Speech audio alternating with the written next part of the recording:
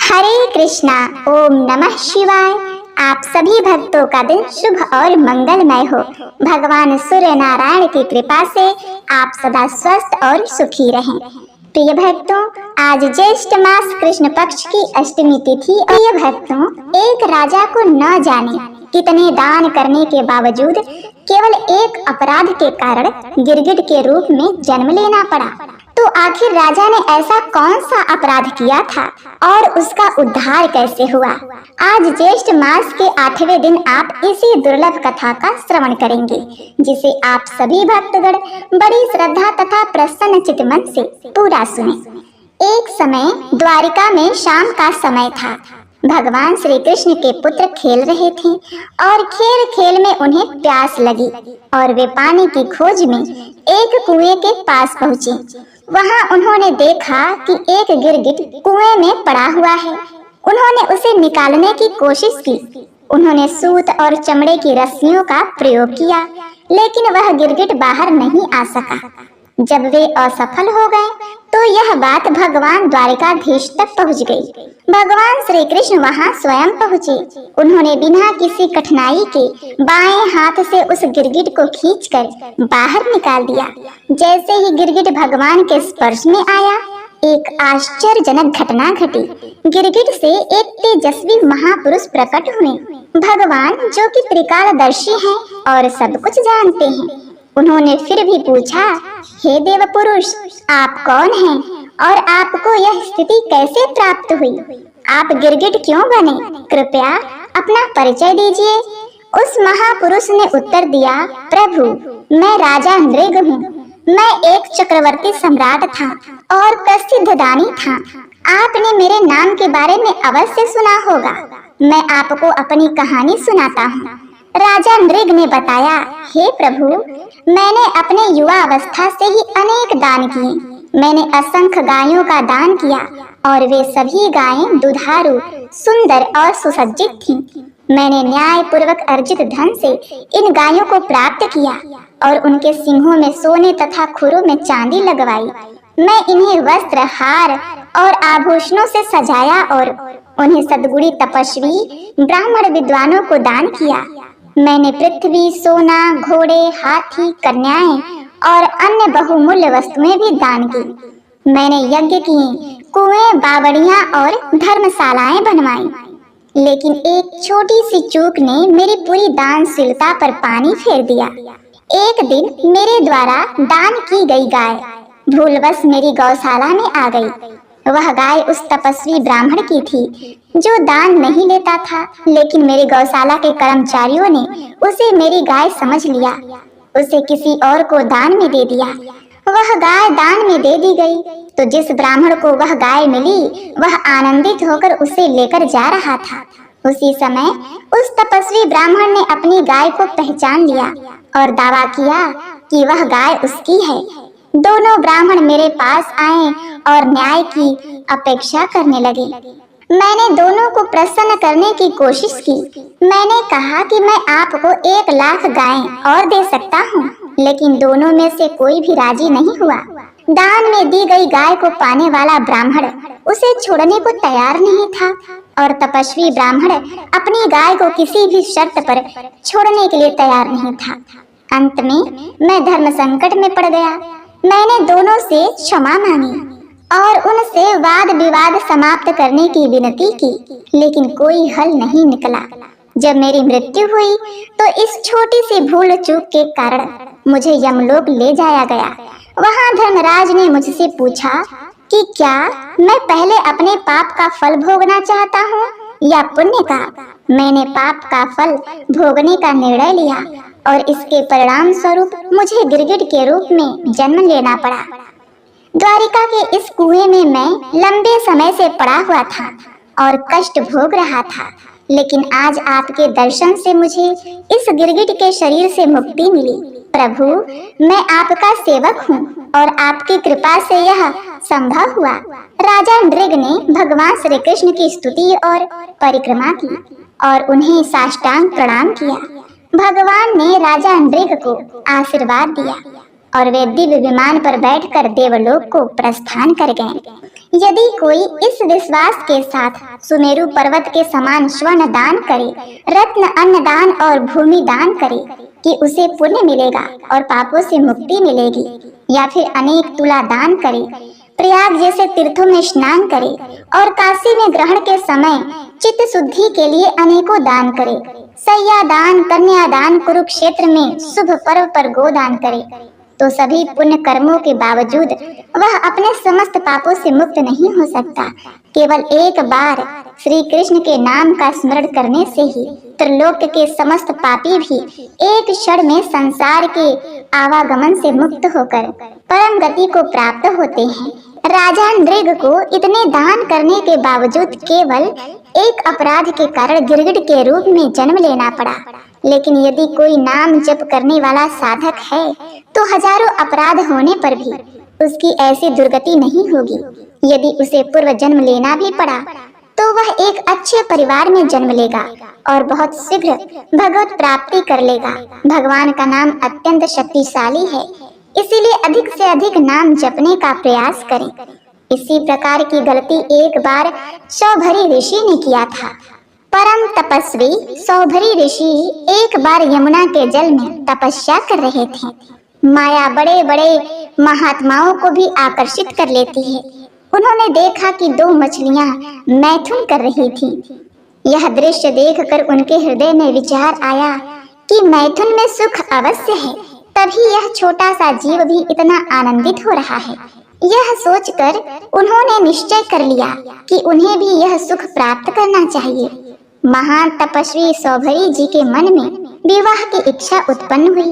वे सीधे राजा मानधाता के पास गए। राजा के महल में 50 राजकुमारियां थीं। सौभरी ऋषि ने राजा से कहा, हे राजन, मुझे एक राजकुमारी भिक्षा में दीजिए जिससे मैं विवाह कर सकूं। यह स्थिति राजा के लिए बहुत बड़ी समस्या बन गई। उन्होंने देखा कि सौभरी ऋषि के शरीर से मछलियों जैसी गंध आ रही थी और उनका शरीर इतना दुर्बल था कि उनकी हड्डियां दिखाई दे रही थी। ऐसे में कौन सी राजकुमारी उन्हें पसंद करेगी? इन कारणों से राजा ने कूटनीति उत्तर दिया। उन्होंने कहा, ब्राह्मण, जो कन्या आपको पसंद कर ले आप उसे स्वीकार कर सकते हैं। सौभरी ऋषि ने राजा मानधाता का भाव समझ लिया। उन्होंने सोचा, तुम मुझे बूढ़ा और कुरूप समझकर ऐसा कह रहे हो क्योंकि मेरे शरीर पर झुर्रियां पड़ गई है, बाल सफेद हो गए हैं और मेरा रूप बिगड़ गया है, तो तुम यह मान रहे हो कि मुझे कोई स्वीकार नहीं करेगा। पर मैं अब ऐसा रूप धारण करूंगा कि तुम्हारी सभी 50 राजकुमारियां मुझसे विवाह करने के लिए आपस में झगड़ने लगेंगी। सौभरी ऋषि ने राजा से कहा, हे राजन, अपनी राजकुमारियों को आदेश दीजिए कि सौभरी ऋषि महल में पधार रहे हैं। जो भी मुझे अपना पति बनाना चाहे वो मुझे वर्ण कर सकती है। प्रिय भक्तों, तपस्वी महापुरुषों के लिए कुछ भी दुर्लभ नहीं होता। सौभरी जी ने अपने संकल्प से अत्यंत सुंदर रूप धारण कर लिया। अब देखिए, जब कामना जागृत हुई तो भजन और तप का प्रयोग कहाँ होने लगा। सौभरी जी के सुंदर रूप को देखकर 50 राजकुमारियां उनसे विवाह करने के लिए दौड़ पड़ी और अंततः सभी ने उन्हें अपना पति बना लिया। वे 50 कन्याएं इतने सामर्थ्यशाली महात्मा को अपने पति के रूप में पाकर अत्यंत सुखी थी। लेकिन जल्द ही वे एक दूसरे से कलह करने लगी और कहने लगी, यह तुम्हारे योग्य नहीं बल्कि मेरे योग्य है। इस स्थिति को देखकर सौभरी जी ने कहा, मैं तुम सबके योग्य हूँ। अपनी तपस्या के प्रभाव से उन्होंने नई सृष्टि की रचना की। यमुना किनारे उन्होंने कई महल, उपवन, नगरों का निर्माण किया। सुगंधित पुष्पों के बगीचे, कमलों से भरे सरोवर और सुंदर सुंदर स्थानों के साथ महलों में बहुमूल्य शैयाएं, आसन, वस्त्र, आभूषण, दास दासियां, यह सब उन्होंने अपनी तपस्या से प्रकट कर दिया। अब सौभरी जी के पास एक राजा के समान वैभव था। जब सौभरी जी 50 राजकुमारियों से विवाह करके अपने नए जीवन की ओर बढ़े तो राजा मानधाता के मन में यह चिंता थी कि इतने बड़े परिवार के लिए यह ऋषि भोजन और अन्य आवश्यकताओं की व्यवस्था कैसे करेंगे। इस पर सौभरी जी ने राजा से कहा, हे राजन, कल यमुना किनारे आकर देख लेना। अगले दिन जब 7 द्वीपों वाले इस विश्व के राजा मानधाता यमुना किनारे पहुंचे तो सौभरी जी का अद्भुत वैभव देखकर आश्चर्यचकित रह गए। उनके पास ऐसी भोग सामग्री थी जो स्वयं राजा मानधाता के पास भी नहीं थी। यह सब सौभरी जी की तपस्या के बल से संभव हुआ था। सौभरी जी गृहस्थ जीवन के सुखों में रम गए और अपनी इंद्रियों से विषयों का भरपूर सेवन करने लगे।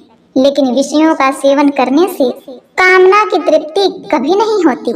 जैसे घी की कुछ बूंदें आग की लपटों को और भी भड़का देती हैं, उसी प्रकार उनका भोग का असंतोष बढ़ने लगा। 50 राजकुमारियों और इतना वैभव संपन्न जीवन जीने के बाद भी वे तृप्त न हो सके। सौभरी जी एक दिन यमुना के तट पर बैठे और गहरे चिंतन में डूब गए। उन्होंने सोचा, मछली की एक क्षण के कुसंग ने मेरी यह स्थिति बना दी कि मैंने अपनी सारी तपस्या खो दी, वह भी केवल भोगों के लिए। अरे, मैं तो बड़ा तपस्वी और संयमी था, यह मुझसे कैसी चूक हो गई? यह मेरा पतन क्यों? मैंने दीर्घ काल से अपने ब्रह्म तेज को अक्षय रखा था, परंतु जल के भीतर विहार करती हुई एक मछली के संसर्ग ने मेरा ब्रह्म तेज नष्ट कर दिया। अब सौभरी जी सोचने लगे कि मैं पहले एकांत में तपस्या में लीन था, लेकिन मछली का मैथुन देखने के बाद मेरी तपस्या भंग हो गई। मैंने 50 विवाह किए। प्रिय भक्तों, अब सोचिए, यदि एक तपस्वी महात्मा मछली की काम पीड़ा को देखकर पतित हो सकता है, तो आजकल मोबाइल पर गलत दृश्य देखने वाले कैसे समझ सकते हैं? यदि आप सर्च करके गंदे और अश्लील दृश्य देखेंगे तो क्या आप भजन कर पाएंगे? नहीं। इसलिए इंद्रियों को वश में रखें और भगवत चिंतन में लीन रहें। सौभरी जी कहते हैं कि मैं पहले एकांत में अकेला तपस्या में लीन था, लेकिन मछली की मैथुन क्रीड़ा देखने के बाद मेरी तपस्या भंग हो गई। मैंने 50 विवाह किए, फिर संतानों के कारण मेरा परिवार 5000 से अधिक लोगों का हो गया। सोचो, कहाँ मैं अकेला भगवत चिंतन में लीन था और कहाँ 50,000 लोगों की चिंता में फंस गया। विषयों में सद्बुद्धि मान लेने के कारण माया ने मेरी बुद्धि का हरण कर लिया। सौभरी जी को जब यह ज्ञान हुआ तो उन्होंने तत्काल संन्यास लिया और वन को चले गए। अपने पति को ही सर्वस्व मानने वाली उन पत्नियों ने एकांत वन में भागवत चिंतन करते हुए शरीर को त्याग दिया। सौभरी जी ने घोर तपस्या करके अपने शरीर को सुखा दिया, अंततः परमात्मा में लीन हो गए। उनकी 50 पत्नियां सौभरी जी के चरण चिंतन और भगवत आराधना के बल पर उत्तम गति को प्राप्त हुई। तो सौभरी जी के पावन चरित्र से हमें यह शिक्षा लेनी चाहिए कि किसी भी जीव को मैथुन करते हुए कदापि नहीं देखना चाहिए। यदि एक बार दृष्टि चली जाए तो दोबारा उधर न देखें। ऐसा दृश्य मन को दूषित करती है, जो संकल्प का रूप लेती है और अंततः क्रिया बन जाती है। इसीलिए इन सब चीजों से दूर रहकर भगवान के नाम का जाप करना चाहिए और कभी भी गलत चीजों को न देखे, न सुने और न बोले। यदि आपने ऐसा किया तो आपको कभी भी भागवत प्राप्ति नहीं हो सकती। आप इसी संसार के मोह माया जाल में जकड़े रहेंगे और अंत में परम गति को नहीं प्राप्त करेंगे। यह जीवन बड़ा ही अनमोल है, भगवान का दिया हुआ एक उपहार है। इसलिए क्योंकि हम मोक्ष को प्राप्त होइए। मोक्ष कैसे मिलेगा? भगवान की भक्ति से, सच्चाई से, धर्म सेवा से और तप से। तो प्रेम से बोलिए, ओम नमो भगवते वासुदेवाय नमः। श्री गुरु चरण सरोज रज निज मन मुकुर सुधारी, वरनऊ रघुबर बिमल जसु जो दायक फलचारी। अर्थात श्री गुरु महाराज के चरण कमलों की धूलि से अपने मन रूपी दर्पण को पवित्र करके श्री रघुवर के निर्मल यश का वर्णन करती हूँ, जो चारों फल धर्म अर्थ काम और मोक्ष देने वाला है। जय जय हनुमान, जय सिया राम। प्रिय एक नगर में एक ब्राह्मण परिवार रहा करता था। उस परिवार में सिर्फ पंडित दुर्गेश ही थे। वो अपना जीवन यापन यजमानों से मिली दक्षिणा से ही करते थे। माता तो बचपन में ही चल बसी थी और अब पिता का साया भी सर से उठ चुका था। सुबह खाना बनाकर खाती, फिर काम पर चले जाते। शाम को वापसी के बाद आराम भी नहीं करते और आते ही खाना बनाने में जुट जाते। मोहल्ले वालों ने अपने प्रयासों से पंडित जी का विवाह एक गरीब कन्या से करा दे। अब दुर्गेश खुश थे। अब उन्हें सुबह शाम बना हुआ खाना मिलता। उनकी पत्नी का नाम सावित्री था। सावित्री गरीब घर की जरूर थी, लेकिन वह गृह कार्य में दक्ष होने के साथ साथ सामाजिक प्रवृत्ति की थी और हनुमान जी की परम भक्त थी। उसके व्यवहार से सभी पड़ोसी खुश थे। वह हर मंगलवार का व्रत किया करती थी। अब इधर पंडित जी का जीवन अच्छे से कट रहा था। कुछ समय बाद सावित्री गर्भवती हो गई। जब सावित्री के प्रसव का समय आया तो पंडित जी अपने पड़ोसी की एक दाई को लेकर आए। समय पर सावित्री ने एक सुंदर लड़के को जन्म दिया। अब इधर पंडित जी ने एक नए कपड़े में उसे लपेट लिया और घर से निकल पड़े। कुछ समय के उपरांत वह गंगा के तट पर जा पहुंचे। दुर्गेश ने उस बच्चे को अपने दोनों हाथों में लेकर गंगा जी में 3 डुबकी लगाई। फिर पंडित दुर्गेश ने उसकी सीधी कान में कोई मंत्र पढ़कर फूंक मारी और लड़के से दुर्गेश की बात होने लगी। पंडित जी ने उस बच्चे से पूछा, बताओ आप मेरे कर्जदार हो या मैं आपका कर्जदार हूँ, और मैं कितना का कर्जदार हूँ? बच्चे ने कहा, मेरे 50 रुपए आपके ऊपर है, आपने दिए नहीं थे। आपके बच्चों ने भी आपका कर्ज नहीं चुकाया था। इतना सुनकर पंडित दुर्गेश ने उसे 50 रुपए दिए और बोला, आपका और मेरा हिसाब चुकता हुआ। तब बच्चे ने कहा, हाँ हिसाब पूरा हुआ। यह बात सुनकर दुर्गेश ने कोई मंत्र पढ़ा और उसके उल्टे कान में फूंक मारी और उसे गंगा जी में प्रवाहित करके अपने घर चले आए। उसने अपनी पत्नी सावित्री को यह कहकर समझा दिया था कि उसका मेरे ऊपर कर्ज था, मैंने उसे चुकता करके उसे वापस भेज दिया। मैं अगर ऐसा नहीं करता तो वह पता नहीं कब हमारे यहाँ से जाता। उस समय हमें बहुत दुख होता।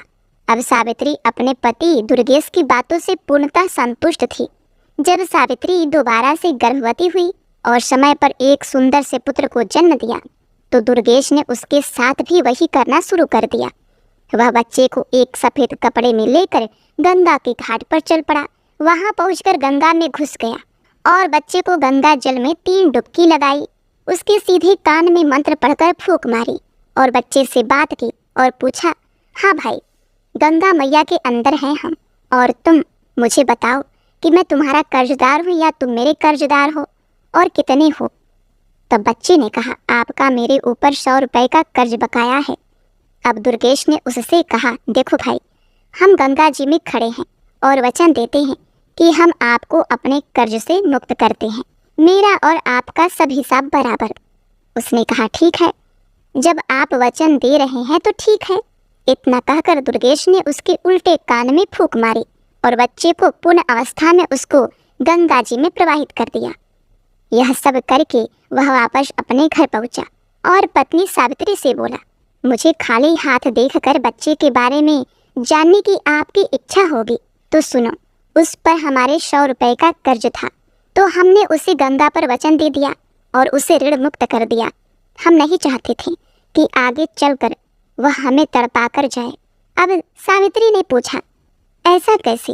पंडित जी कहने लगे, जब से तुम मेरे घर में आई हो तुमने देखा कि पंडिताई करके जो भी कुछ मिलता है उससे बचत नाम मात्र ही होती है, पर होती तो है।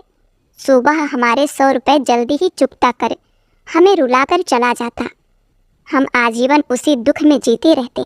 जब हमने उसे ऋण चुकाकर उसे भेज दिया और अभी मोह भी नहीं था तो दुख कैसा?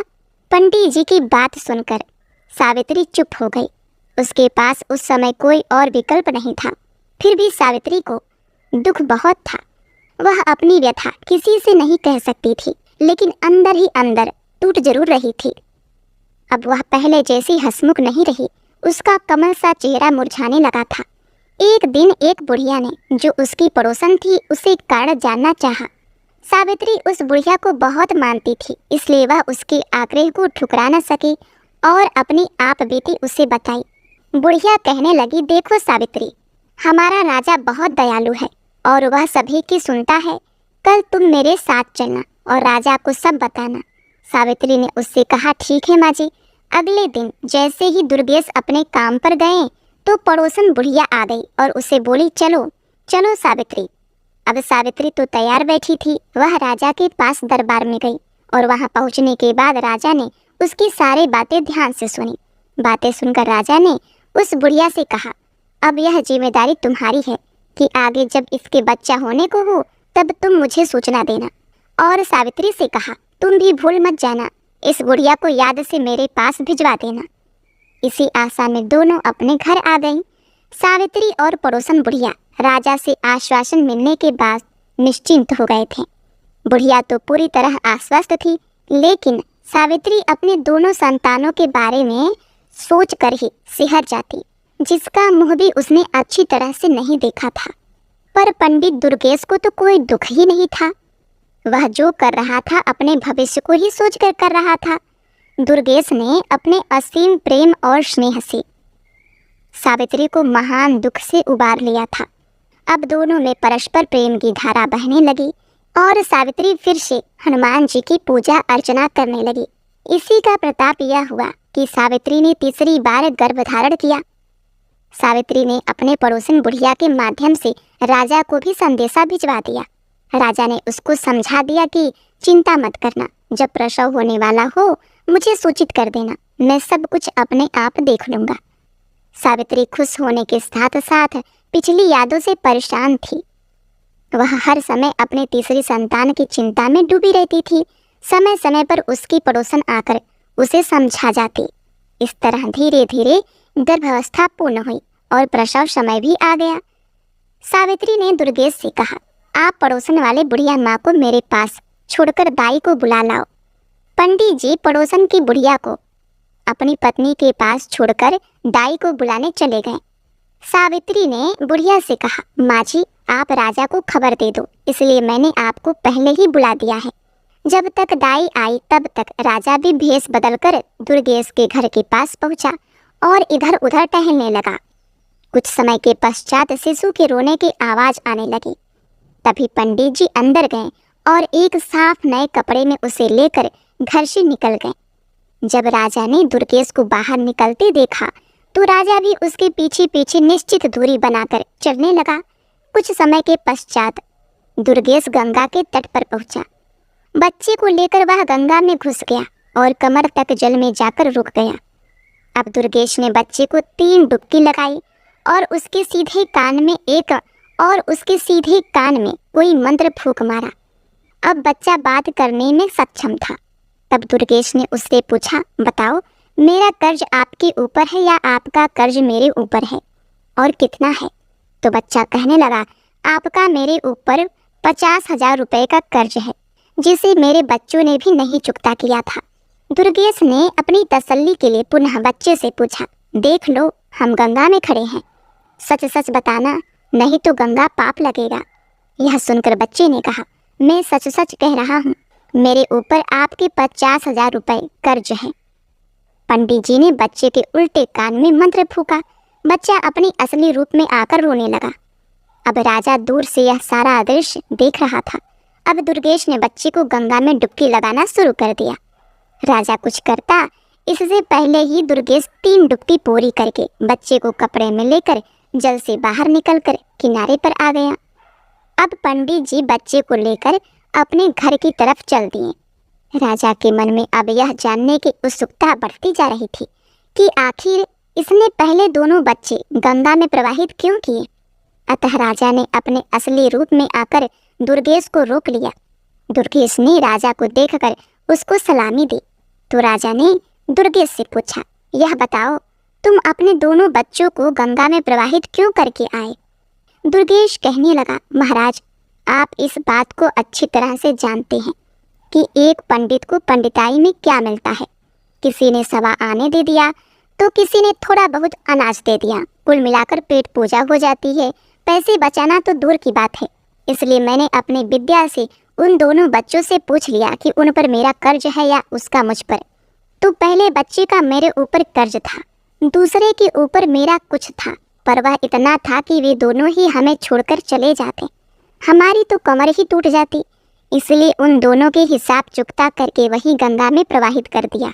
राजा ने कहा, फिर इसे क्यों बचाया? पंडित दुर्गेश कहने लगे, इस पर मेरा 50,000 रुपए हैं। उम्मीद है यह हमारा अंतिम संस्कार अपने हाथों से ही करेगा। राजा पंडित जी की बातें सुनकर आश्चर्यचकित हुआ। साथ ही यह जानकर तसल्ली भी हुई कि जैसे भी सही सावित्री को अपना बच्चा तो मिल गया। दुर्गेश बच्चे को लेकर घर पहुंचे। यह देखकर सावित्री मन ही मन राजा साहब को धन्यवाद करने लगी। दुर्गेश ने अपनी पत्नी से कहा, लो, यह हमारा पूरा जीवन काट देगा और हमारा अंतिम संस्कार भी कर देगा। अब पंडित जी के घर में खुशियां मनाई जाने लगी। पंडित जी ने अपने सामर्थ्य के अनुसार एक प्रतिभोज भी किया। पंडित जी ने उसका नामकरण संस्कार किया। जन्म ग्रह नक्षत्र के हिसाब से उसके नाम का प्रथम अक्षर च से था। अब बच्चे का नाम चंद्रदेव रखा गया। मेष राशि और अश्विन नक्षत्र में जन्मे इस जातक की कुंडली बहुत ही भाग्यशाली थी। उसकी भाग्य रेखा भी बहुत ही प्रबल थी। उसके जीवन में धन अभाव तो था ही नहीं।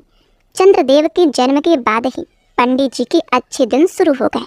पहले पंडित जी को भरण पोषण के लिए काफी मशक्कत करनी पड़ती थी, लेकिन अब उनका गुजारा अच्छे से ही होने लगा। उनकी पंडिताई अच्छे से चल रही थी। धीरे धीरे चंद्रदेव भी चंद्रकलाओं की तरह दिन दुगुना रात चौगुना बढ़ने लगा। 5 वर्ष का होने पर उसे एक संस्कृत स्कूल में दाखिला दिया गया। चंद्रदेव पढ़ने में बहुत तेज था। पंडित जी शाम के समय अपना 1 घंटा बेटे को ज्योतिषी सिखाने में लगा देते। बेटे चंद्र की बुद्धि विलक्षण थी। उसे जो मंत्र बताए जाते उसे कंठस्थ करना उसके लिए बाएं हाथ का खेल था। संस्कृत में प्रथमा करने तक उसने अपने पिता दुर्गेश से ज्योतिषी में भी पूरी दीक्षा प्राप्त कर ली। चंद्रदेव प्रथमा करने तक एक अच्छा नवयुवक हो चुका था। 14 वर्ष की उम्र में भी वह 18 का लगता था। पंडित जी और पंडित जी की पत्नी दोनों ही अपने पुत्र को इस तरह बढ़ता देखकर मन ही मन भगवान का शुक्रिया अदा करते। सावित्री अपने पुत्र को निहारती और भगवान का धन्यवाद करती। हनुमान जी को धन्यवाद देती और राजा का भी धन्यवाद करती। उसे तो यह पता ही नहीं था कि उसमें राजा का कोई योगदान नहीं है। अब चंद्रदेव ने प्रथमा के बाद आगे की शिक्षा के लिए अपने माता पिता को मना कर दिया। उसने माँ से कहा, माँ, मैं भी पिताजी के काम में हाथ बटाऊंगा। माँ ने कहा, बेटा, अभी तेरी उम्र ही क्या है, खेलो खाओ और आगे दुनियादारी को समझने की कोशिश करो। यह काम तो सारी उम्र ही तुम्हें करना है। इस पर चंद्रदेव ने कहा, माँ, जब मुझे पंडिताई करनी ही है तो बाद में क्यों, अभी से क्यों नहीं? विद्या तो कोई भी हो, उसे जितना उपयोग करेंगे उसमें बढ़ोतरी ही होगी। कल पूर्णिमा का दिन है तो मैं भी कल से काम पर जाऊंगा। अब पंडिताई मन ही मन बहुत खुश हो रही थी। चलो, अब उसके घर में 2-2 कमाने वाले हो गए थे। थोड़ा पैसा इकट्ठा करके हम अपने बेटे का विवाह भी कर देंगे और मजे से उसकी दुनिया में रम जाएंगे। मन में ऐसा विचार करके वह सो गई कि चलो सुबह जल्दी उठकर दोनों के लिए खाना भी बना दूंगी, कल दोनों ही काम पर जाएंगे। पंडिताइन को रात में नींद नहीं आई। वह सोचने में ही करवट बदलते बदलते परेशान हो गई। सुबह जल्द ही जगकर रसोई का काम निपटाकर स्नान ध्यान करके हनुमान जी की पूजा करने के बाद खाना बना दिया और अब निश्चिंत होकर चरपाई पर लेट गई। वह सारी रात सो नहीं पाई थी, अतः जिस निश्चिंता के साथ वह लेटी थी उसे जल्दी ही नींद आ गई। सुबह पंडित जी जब अपने समय पर उठे तो उन्होंने देखा श्रीमती जी सो रही हैं, तो किसी अनहोनी की चिंता में डूब गए और सबसे पहले उसे जगाकर पूछा, अरे ओ भाग्यवान, तबीयत तो ठीक है? कहते हुए उसके माथे को छूकर देखा। तब सावित्री ने उससे कह दिया, मेरी तबीयत बिल्कुल ठीक है, थोड़ा जल्दी उठ गई थी, सो काम धाम करके मैं लेट गई और नींद आ गई। आप अपने नित्य कर्म करो, खाना तैयार है। इतने में चंद्रदेव भी जाग गया और नित्य कर्म करने लगा। दोनों पिता पुत्र तैयार होकर आ गए। सावित्री ने दोनों के आसन लगाकर उसे खाना परोसा। दोनों ने खाना खाया और दोपहर का खाना साथ में लेकर अपने काम पर निकल गए। चंद्रदेव का पहला दिन था तो उसे कोई भी यजमान ऐसा नहीं मिला जो उसकी सेवा में उसे ले सके। धीरे धीरे शाम होने को आई। चंद्रदेव उदास मन से घर के लिए रवाना हुआ। थके कदमों से वह घर की तरफ जा ही रहा था कि अचानक उसके मुख पर गरम गरम पानी की कुछ बूंदें गिरी। उसने अपनी नज़र ऊपर उठाई तो देखा एक बहुत ही सुंदर स्त्री अपने आंखों में आंसू बहा रही थी। उसी के आंसू की बूंदें ही चंद्रदेव के ऊपर गिरी थी। चंद्रदेव रुक गया और उससे पूछने लगा, बहन, आपको क्या दुख है, मुझे बताओ। हो सकता है मैं आपकी कोई मदद कर सकूं। ऊपर से उस स्त्री ने देखा, एक नौजवान लड़का तिलक छापे राम नाम की पीतांबर डाले नीचे खड़ा है। वह बहुत बड़ा पंडित लग रहा था। उसे देखकर ऐसा लग रहा था मानो अभी अभी काशी से आ रहा हो। उस स्त्री ने कहा, अरे तेरे जैसे कितने आए और ठक्कर चले गए, मेरा तो विश्वास ही उठ गया है तुम्हारे जैसे ढोंगी पंडितों से। इतना सुनकर चंद्रदेव बहुत ही विचलित हुआ और मन में विचार किया कि मैं इस महिला से कुछ ना मिलने पर भी मैं इसकी परेशानी का कारण जानकर उसका समाधान अवश्य करूंगा। उधर से महिला ने कहा, मैं तुम्हें कोई पैसा या दक्षिणा देने वाली नहीं हूँ। चंद्रदेव ने कहा, माता जी नीचे तो आ जाओ, अपना हाथ दिखाओ और बताओ समस्या क्या है। वह स्त्री नीचे आई और कहने लगी, देखो मैं पहले से ही तुम्हें बता देती हूँ, मैं तुम्हें कोई दान दक्षिणा देने वाली नहीं हूँ। बाद में तुम दक्षिणा के नाम पर मुझे ठगना चाहो। चंद्रदेव ने कहा, बहन मैं कोई ढोंगी नहीं हूँ, इसी शहर का निवासी पंडित दुर्गेश जी का पुत्र हूँ। मेरा नाम चंद्रदेव है। मैं एक ज्योतिषी हूँ, इसी मोहल्ले में रहता हूँ। हाँ, दूसरी बात, मैं आपका रोना देखकर दुखी हुआ हूँ, इसीलिए पूछ लिया। अब आपकी मर्जी है, जानना चाहती हो या नहीं। वह स्त्री कहने लगी, ठीक है, तुम जो भी कहो, इतना समझ लो मैं तुम्हें पैसा देने वाली नहीं हूँ।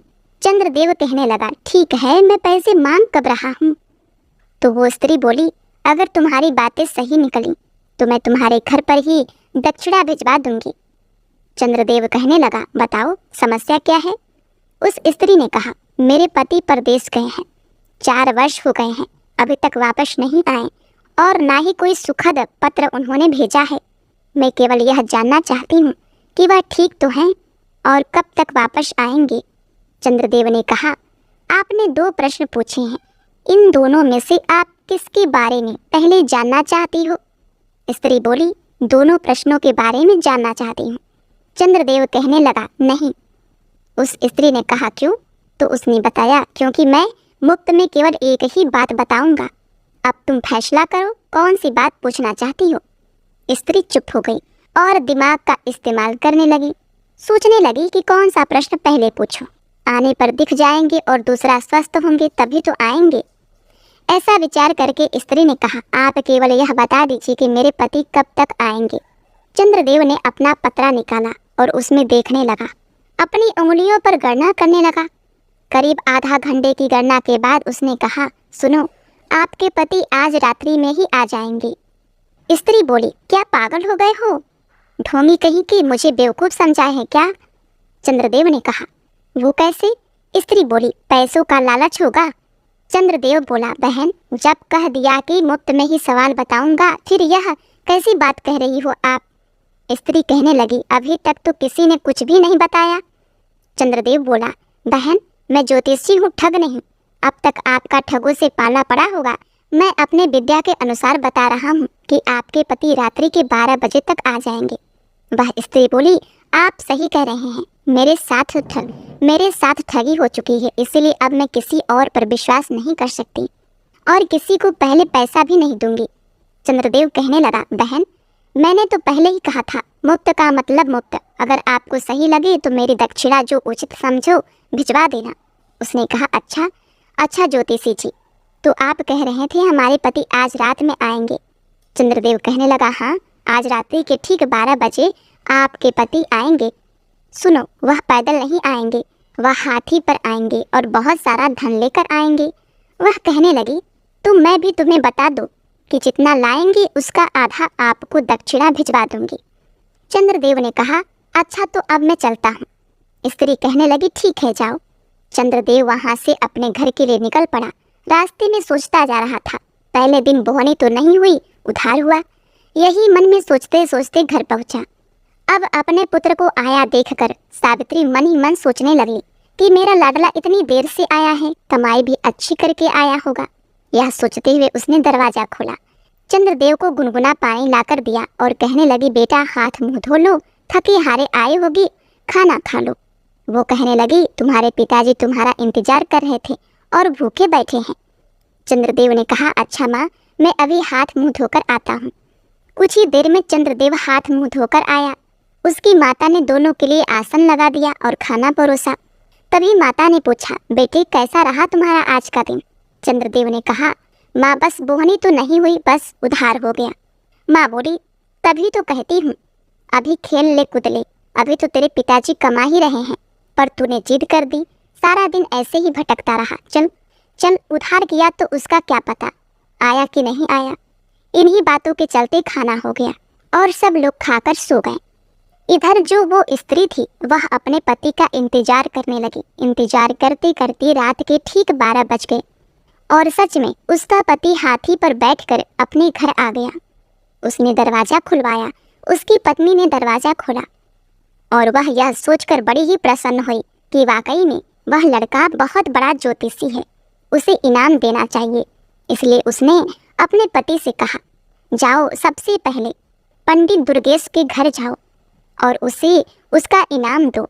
उसी की वजह से मुझे पता चला कि तुम आने वाले हो, उसके बाद ही घर में कदम रखना। अब वह आदमी बहुत समझाता है, भाग्यवान पहले घर में तो आने दो। नहीं, पहले आप जब तक वह दक्षिणा देकर नहीं आएंगे घर में कदम मत रखिएगा। अब वह ठीक है कहकर पंडित दुर्गेश के घर चला गया और आधी रात में दरवाज़ा खुलवाया और पंडिताइन को एक थाली सोना चांदी जवाहरात देकर कहा कि पंडिताइन, यह तुम्हारे बेटे का दक्षिणा है। तुम्हारे बेटे ने भविष्यवाणी की थी, उसी से प्रसन्न होकर मेरी स्त्री ने यह भिजवाया है। वह देकर अपने घर चला गया।